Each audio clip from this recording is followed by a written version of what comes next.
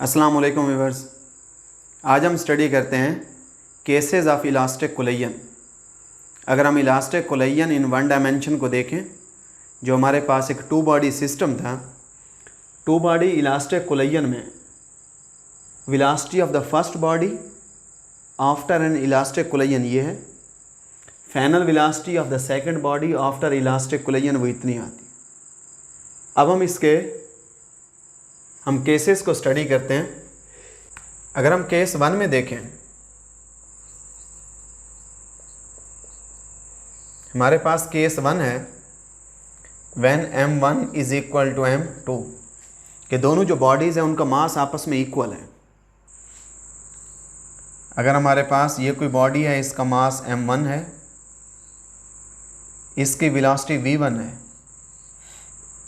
ये कोई body mass m2 है, इसकी वेलोसिटी यूँ v2 है। जब ये कोलाइड करते हैं, कोलिजन के बाद m1 की जो फाइनल वेलोसिटी है v1 प्राइम, ये कितनी होगी ये हमने मालूम करनी है। और जो m2 की फाइनल वेलोसिटी है v2 प्राइम, ये कितनी होगी। अगर दोनों मासेस आपस में सेम हैं, हम m1 की जगह भी m लगा देते हैं, m2 की जगह भी क्या लगाते हैं, m। हम इन्हीं फार्मूलाज में पुट करके हम v1 प्राइम और v2 प्राइम का फार्मूला देखते हैं, उनके रिजल्ट्स क्या आते हैं। अगर हम यहाँ पे m1 की जगह भी m plus m multiplied by v1 plus 2m divided by m plus m into v2, m minus m ये ज़ीरो हो जाएगी ये term, 2m divided by 2m क्या आ जाएगा 1 into 2m divided by 2m into v2, ये cut जाएगा। v1 prime is equal to v2। अगर हम v2 प्राइम में पुट करें तो यहाँ पे आ जाएगा m1 प्लस m2 की जगह भी m आ गया, इंटू v1 प्लस m2 की जगह भी m1 divided by m plus m into v2। तो यहाँ पे क्या आ जाएगा 2m divided by 2m into v1 plus m minus m zero, ये इससे कटेगा, v2 prime is equal to v1। अब जो v1 प्राइम है वो किसके बराबर आ गया, v2 प्राइम।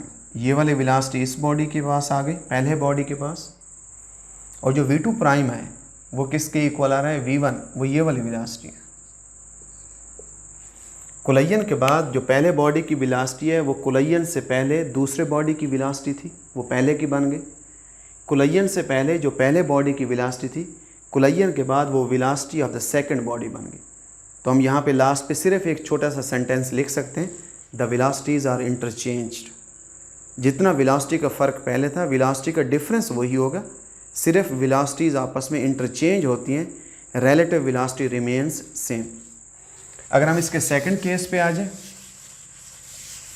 इसका सेकंड केस है कि दोनों बॉडीज़ का मास आपस में इक्वल है, m1 is equal to m2, but the second body is at rest. जो इसका केस 2 है, m1 is equal to m2, हम इन दोनों की जगह m लगा देते, but the second body is at rest. Collision से पहले दूसरा बॉडी रुका हुआ है, स्टेशनरी है। तो इसकी डायग्राम हम ये बना देते हैं, m1 इसकी वेलोसिटी है v1, m2 इसकी वेलोसिटी v2 क्या है वो 0। अगर हम कोलिजन के बाद देखें, हमने बताना है कि v1 प्राइम किसके इक्वल है और दूसरे बॉडी की वेलोसिटी जो v2 प्राइम है ये किसके इक्वल है। अब हम v2 की जगह भी 0 पुट कर देंगे, m1 और m2 की जगह हम क्या पुट करेंगे, m। यहाँ पे पुट करेंगे, दूसरी टर्म में v2 है, जब v2 को 0 पुट करेंगे दूसरी टर्म भी 0, इधर भी v2 को 0 पुट करेंगे, ये भी दूसरी टर्म क्या आ जाएगी 0। तो यहाँ पे आ जाएगा v1 prime is equal to m1 minus m1 plus m2 into v1, m2 0 है तो सेकेंड टर्म क्या आ जाएगी 0, m1 माइनस m1 0, यानी m माइनस m 0 आ जाएगा। अब उसकी वजह से उसकी पहली टर्म भी ज़ीरो, सेकंड टर्म भी ज़ीरो, v1 प्राइम क्या आ जाएगा वो 0। यहाँ पे अगर हम पुट करें 2m1 plus m2 into v1 plus v2 0 है तो सेकेंड टर्म क्या आ जाएगी, ये 0। तो यहाँ पे आ जाएगा 2m divided by 2m into v1, ये कटेगा, जो v2 प्राइम है वो किसके इक्वल है, v1। अब इधर भी वही हो रहा है जो पहले केस में था कि फर्स्ट बॉडी की वेलोसिटी वो सेकंड के पास आ गई, कोलिजन के बाद v2 प्राइम क्या है, वो v1 के इक्वल है। और कोलिजन से पहले दूसरा बॉडी रेस्ट में था, कोलिजन के बाद जो पहला बॉडी है वो रेस्ट में आ जाता है, v1 प्राइम क्या है, वो 0। यानी जैसे हम स्नोकर खेल रहे हैं, बिलियर्ड की बॉल्स को देखें, अगर दो बॉल्स उनका आपस में ये होता है हेड ऑन कोलिजन, बिल्कुल आमने सामने कोलिजन हो। अगर हेड ऑन कोलिजन हो, दोनों बॉल आपस में सेम साइज़ के हैं, तो पहला बॉल जाएगा दूसरे से टकराएगा, पहला बॉल एग्जैक्टली अपनी जगह पे रुक जाएगा और दूसरा बॉल पहले की वेलोसिटी से मूव करना शुरू कर देगा। पहला बॉडी कोलिजन के बाद रुक जाएगा और वो अपनी सारी की सारी वेलोसिटी वो दूसरे बॉडी को दे देगा। इसके बाद हम आ जाते हैं इसके थर्ड केस के ऊपर। थर्ड केस है हमारे पास, if a lighter body collides with a heavy body at rest. हम कहते हैं जो फर्स्ट बॉडी है वो लाइटर है, वो एक हैवी बॉडी से यूं टकराता है, ये m2 है, लेकिन m2 कहाँ पे है, ये रेस्ट पे। ये हमारे पास m1 है, इसकी वेलोसिटी कितनी है, ये v1। कौन सा केस है, m1 is many times smaller than m2 and m2 is at rest, ये केस है। When a lighter body collides with a heavy body at rest, heavy body rest पे है, हम कहते हैं जो m1 है, m1 is so small as compare to m2 that we put m1 is nearly equal to 0। Exactly equal नहीं put किया, nearly equal to 0। ये जो सिंबल है ये नियरली इक्वल का है। तो अब हम उन केसेस में कौन सी दो चीज़ें पुट करेंगे, हम ये पुट करेंगे v2 0 है, v2 की वजह से ये भी दूसरी टर्म 0, उधर भी वो जो दूसरी टर्म है वो भी 0, और हमने पुट करना है m1 is equal to 0। m1 is so small as compare to m2 that we put m1 is equal to 0। यहाँ पे पुट करें तो m1 की जगह 0, m2 अपनी जगह पे पड़ा है, इनटू क्या आ जाएगा v1, v2 0 है तो ये दूसरी टर्म क्या आ जाएगी, 0।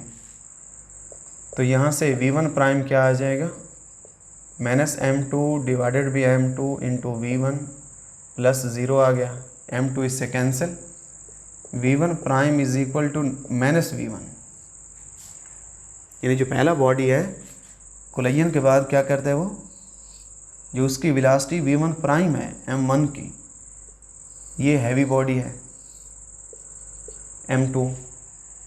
देखिए पहले बॉडी की वेलोसिटी क्या है, माइनस v1, वो जितनी वेलोसिटी से गया था, अब वेलोसिटी उसकी उतनी है, पहले भी v1 थी अब भी v1 है। नेगेटिव साइन बता रहा है कि वो जिस वेलोसिटी से गया है वो टकरा के, वो रिबाउंड करके वो वापस आया है उसी वेलोसिटी से। अगर हम यहाँ पे पुट करें ये वाले cases, m1 is equal to 0 to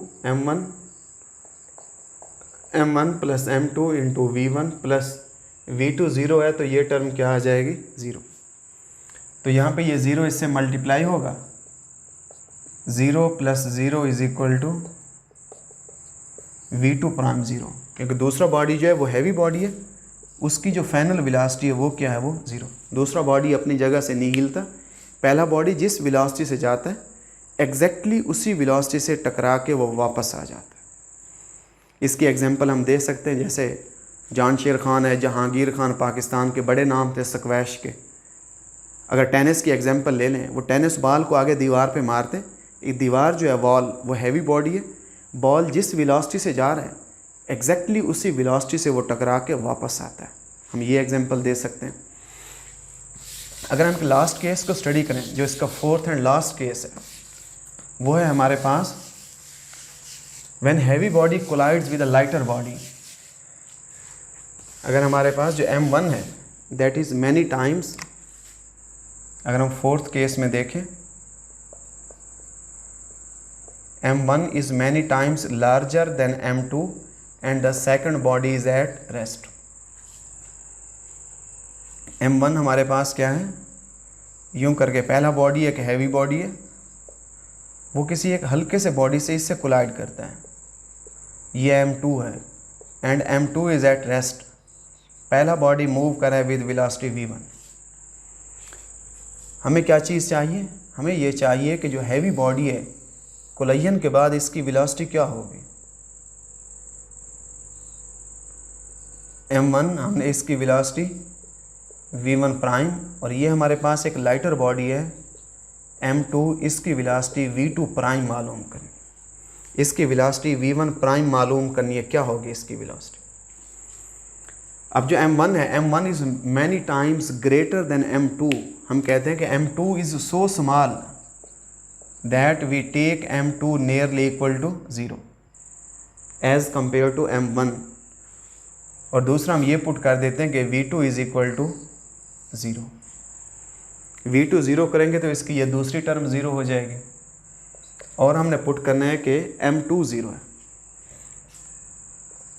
m1 minus m2 divided by m1 plus m2 into v1 plus v2 0 है, तो ये सारी टर्म 0 हो जाएगी.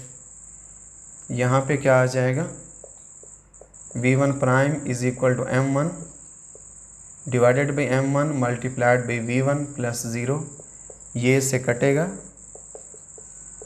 जो फर्स्ट बॉडी है उसकी पहले भी वेलोसिटी v1 थी, उसकी बाद में भी वेलोसिटी क्या है हमारे पास v1 है. अगर हम सेकंड बॉडी में पुट करें 2m1 divided by m1 plus m2 की जगह 0 इंटू v1 प्लस v2 0 है, तो ये टर्म क्या आ जाएगी 0. तो यहाँ पे क्या आ जाएगा कि v2 prime is equal to 2m1 divided by m1 into v1, ये कटेगा. v2 prime is equal to 2v1.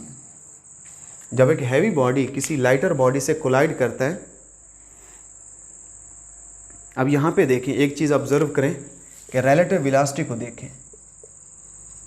Relative velocity before the collision कितनी थी, v1 minus 0 is equal to v1. इसकी वेलोसिटी v1, इसकी वेलोसिटी 0. रिलेटिव वेलोसिटी जब body same direction में जा रहे होते हैं, रिलेटिव वेलोसिटी दोनों के डिफरेंस से लेते हैं. अब यहाँ पे रिलेटिव वेलोसिटी देखें, v1 प्राइम किसके बराबर है v1, v2 प्राइम किसके बराबर है 2v1. अगर मैं relative velocity after the collision देखूं तो इसकी वेलोसिटी है v1, दूसरे बॉडी की वेलोसिटी है 2v1. तो ये भी क्या है हमारे पास, देखें बिफोर द कोलिजन भी v1 थी, आफ्टर द कोलिजन भी v1 है. नेगेटिव साइन बता रहा है कि वेलोसिटीज इंटरचेंज हो रही हैं. कोलिजन से पहले बॉडी की वेलोसिटी ज़्यादा थी, कोलिजन के बाद अब दूसरे बॉडी की वेलोसिटी ज़्यादा है. लेकिन इलास्टिक कोलिजन की बेसिक डेफिनेशन है, बेसिक उसकी कैलकुलेशन में आता है, relative velocities are always conserve. अगर इसकी वेलोसिटी 15 है, इसकी 0 है, तो कोलिजन से पहले वेलोसिटी का कितना डिफरेंस है, रिलेटिव वेलोसिटी 15 मीटर पर सेकंड है. 15 मीटर पर सेकंड थे, एक दूसरे के करीब आ रहे हैं, तो कोलिजन के बाद भी एग्जैक्टली 15 होगी. फिर इसकी वही 15 होगी, लेकिन इसकी 30 हो जाएगी. लेकिन 30 अब इसकी होगी, अब इसकी वेलोसिटी ज़्यादा होगी, इसकी वेलोसिटी कम होगी. तो यहाँ पे हम चारों केसेस में देख सकते हैं कि रिलेटिव वेलोसिटीज़ कंजर्व होती हैं और वेलोसिटीज़ आपस में इंटरचेंज हो जाती हैं. और लास्ट केस में हमने क्या पढ़ा है, हमने ये देखा है कि जब कोई हैवी बॉडी कोई एक बड़ा बॉडी है वो किसी छोटे बॉडी से टकराता है, तो बड़ा बॉडी उसकी स्पीड पे, उसके मोमेंटम पे कोई फ़र्क नहीं है. लेकिन जो लाइटर बॉडी है देखें, उसका मोमेंटम दुगना हो गया, उसकी स्पीड दुगनी होगी. तो इसलिए ज़िंदगी में किसी बड़े बॉडी से पंगा लेने का नहीं है. सुकून से अपनी ज़िंदगी गुजारें, सुकून से अपनी फ़िज़िक्स को स्टडी करें. वरना ये है, देखें बड़ा बॉडी तो अपनी उसी स्पीड में मूव करेगा, हमें फिर वो दुगनी स्पीड से मूव करना पड़ेगा. तो ये आज के हमने टॉपिक में हमने क्या किया, हमने इलास्टिक कोलिजन के 4 केसेस को स्टडी किया है. इनको स्टडी करें, MCQs दे सकते हैं, लॉन्ग क्वेश्चन में दे सकते हैं. अगर कहीं आपको कोई प्रॉब्लम आ रहा है तो आप डिस्कस करें, आप चीज़ें शेयर करें, इंशाल्लाह आपको उसका प्रॉपरली आंसर दिया जाएगा. Thank you so much.